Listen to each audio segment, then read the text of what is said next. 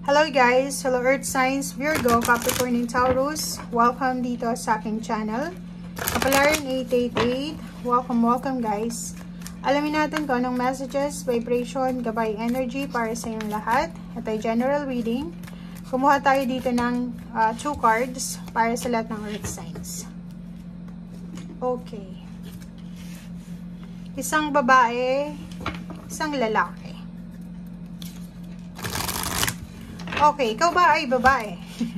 Or ikaw ay lalaki? Depende to.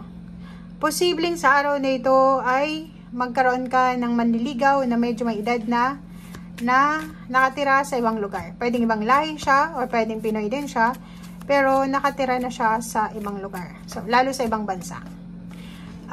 Posibleng isang may edad na babae na Earth Signs, Virgo, Capricorn, or Taurus, or hindi naman sa masyadong may edad siya.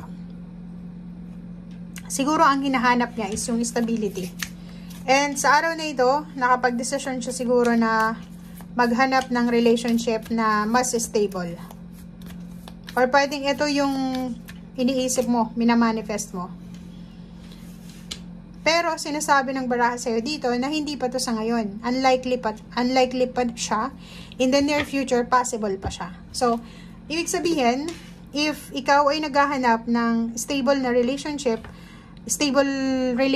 with bonus na financial stability, hindi pa daw ito sa ngayon. So, hindi ka pa sa ngayon, sa araw na ito makakahanap ng ganong klaseng tao, na full package siya na mayaman and emotionally attached sa'yo. So, in the near future pa siya. So, ibig sabihin, may parating. Kung ikaw ay naghahanap ng karelasyon, posibleng mahanap mo ay isang taong medyo may edad na sa'yo. Kung makikita mo naman dito nasa siguro 70 plus years old up na siya. But financially stable siya. And matalino din. Marami siyang wisdom.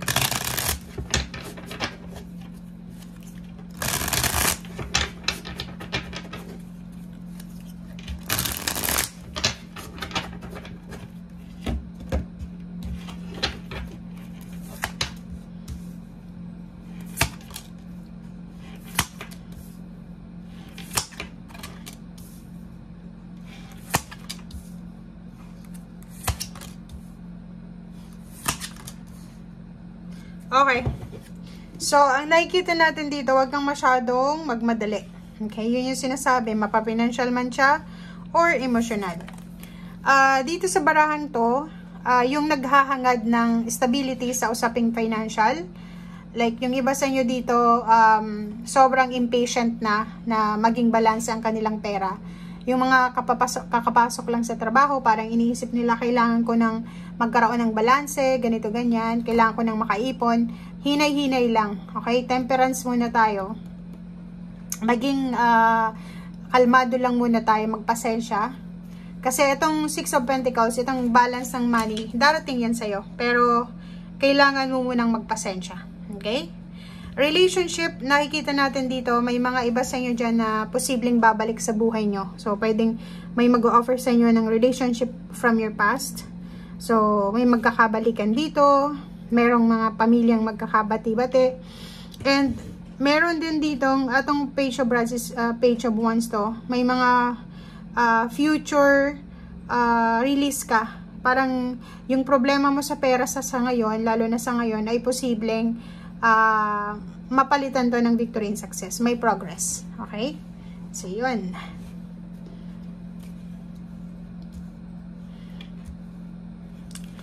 Ano pa ba? Nakikita din natin dito yung may bibili ng sasakyan, may magta-travel, may lilipat ng bahay,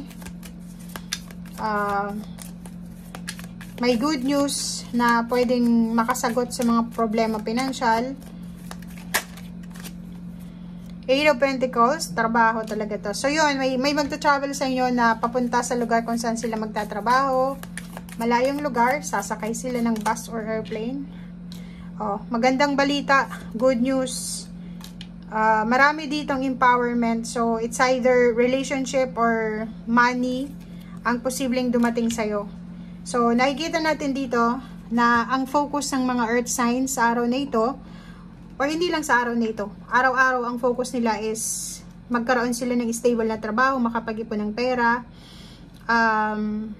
makuha nila kung ano yung mga ninanais nilang manifestation, magkaroon sila ng empowerment, bumalik, ma-reclaim kung ano yung nawala sa kanila, and magkaroon sila ng focus sa sarili. The Moon card, nakikita ko siya dito na normal yun sa inyo eh. Kasi as earth signs, marami din kayong mga insecurity sa buhay. Diba? Marami kayong kinakatakutan.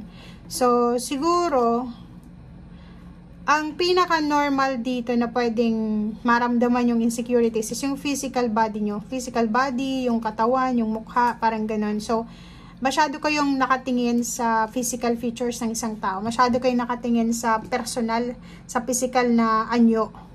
So, natatakot kayo na siguro ma-reject.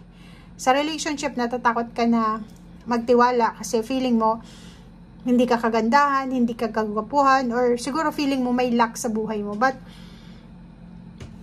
mali eh. Kasi sinasabi ng baraha sa'yo dito na walang problema sa'yo eh. Diba? Walang problema sa'yo. Nasa iyo ang lahat. Deserve mong maging masaya.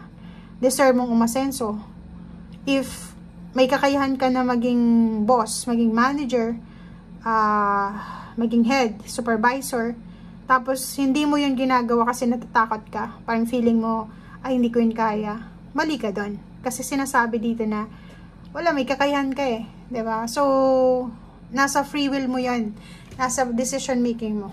Diba? So, Seven of Pentacles, if ever man naghihintay ka ng pera, naghihintay ka ng promosyon, magdesisyon ka na. Kasi kung patuloy mo siyang i-delay ng i-delay, hindi itutuloy ng hindi itutuloy, mawawalan ka na ng interest. Okay? So, nakikita natin dito, may mga kontrata, trabaho, papeles, na posibleng na-delay ng ilang araw, ilang buwan, ilang taon, ang posibleng matutuloy na. So, kung may nag-offer sa'yo dati ng work abroad or trabaho sa ibang lugar, i-grab nyo na yung opportunity kasi matagal mo na yan na dinidelay eh. Matagal mo na yan na parang hindi mo pinapansin. Okay? Diba? Mag-decision ka na, lumabas ka na sa comfort zone mo. Kung gusto mong makapag-ipon ng pera, kung gusto mong pasukin yung financial success, gawin mo na as soon as possible. Okay? And sinasabi ng baraha sa'yo dito, may mga tao sa paligid mo na willing ka nilang suportahan. Siguro, blessed ka sa pagkakaroon ng pamilya and at the same time, blessed ka sa pagkakaroon ng kaibigan. Okay guys, so thank you for watching and see you again. Bye!